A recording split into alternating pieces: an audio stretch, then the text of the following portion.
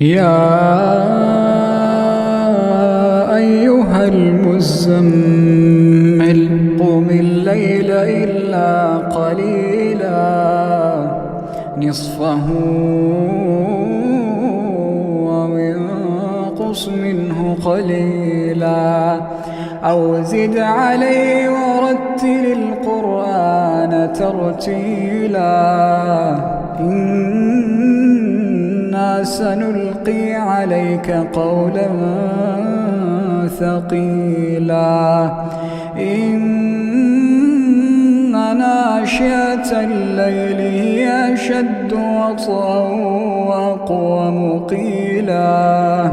إن لك في النهار سبحا طويلا واذكر اسم ربك وتبتل إليه